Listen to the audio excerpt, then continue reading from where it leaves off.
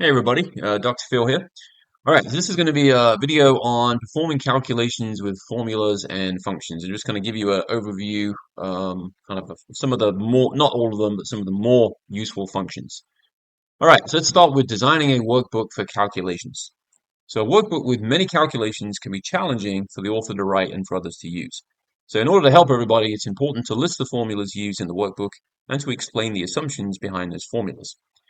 The workbook documentation should also include the definitions of key terms to make it clear what is being calculated and why.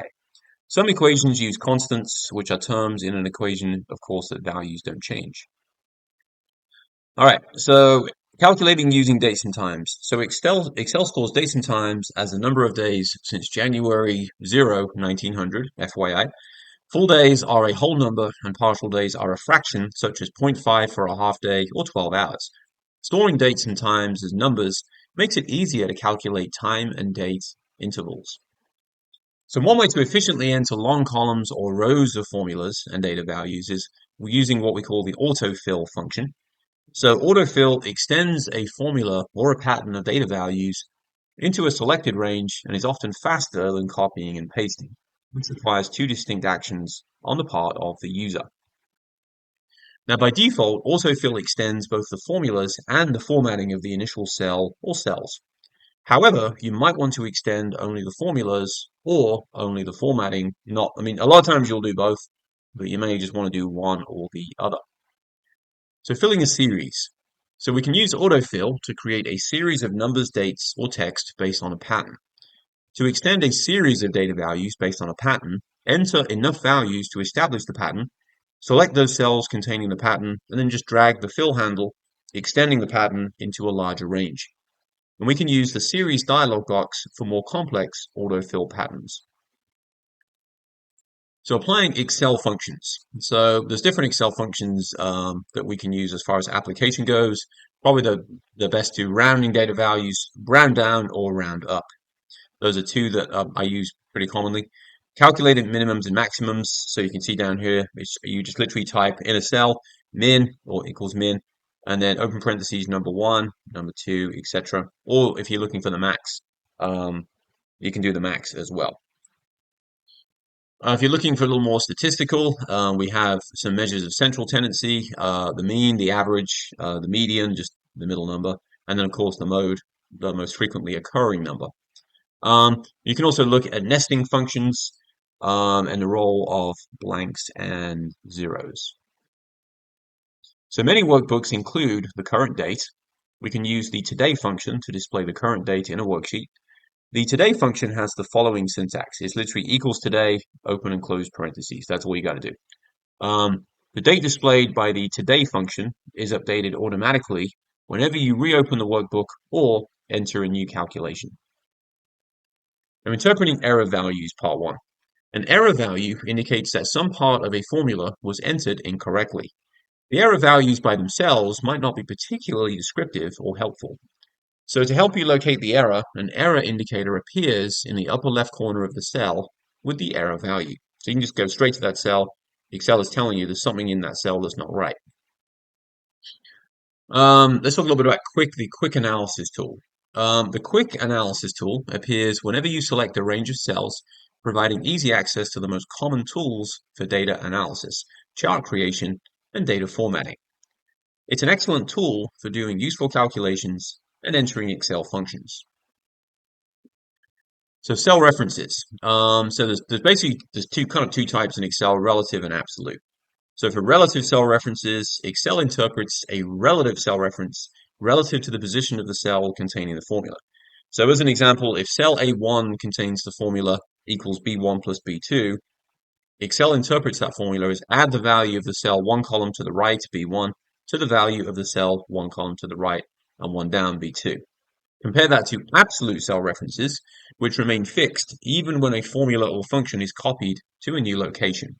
The absolute references include a dollar sign before each column and row designation. So if you see that dollar sign, what it's basically telling you is this is an absolute reference and it's fixed. So for example, B8 is a relative reference to cell B8, while if you look at the dollar sign B, dollar sign 8 is an absolute reference to that cell. Now we can also have mixed cell references. A mixed cell reference contains both relative and absolute components. So for example, a mixed cell reference for cell A2 can be either $A2, where the column is the absolute component and the row is the relative component, or you can put $2 with a relative column component and a fixed row component. So a little bit of both. It's kind of a hybrid, if you will. You can easily cycle between relative, absolute, and mixed cell references in formulas by selecting the cell reference in the formula and you just simply press F4 while you're in edit mode, and it'll kind of cycle between them until you get the one that you want. Now, what about working with the if logical function? So the if logical function is going to return one value if a condition is true, and it'll return a different value if that condition is false. So it's kind of a binary mode, if you will. So the value of true is the value returned by the function if the condition is true, and then the value underscore if underscore false is an optional argument containing the value if the condition is false. The equal symbol in an if function is a comparison operator, which is an operator expressing the relationship between the two values. Now, formatting cells based on their purpose helps others correctly use and interpret your worksheets, obviously pretty important. The cell styles gallery includes cell styles to format cells containing inputs, calculation, and of course output values. All right, looking at a little about looking up data. So lookup functions find values in tables of data and insert them in another location in the worksheet, such as cells or in formulas. An exact match lookup is when the lookup value must match one of the compared values in the first column of the lookup table, and we can compare that to an approximate match lookup, which occurs when the lookup value falls within a range of numbers in the first column of the lookup table. So it's basically precise versus a range. So to retrieve a return value from a vertical, or you'll hear me say VLOOKUP table, you're going to use the VLOOKUP function. Okay, so the lookup table contains the following columns.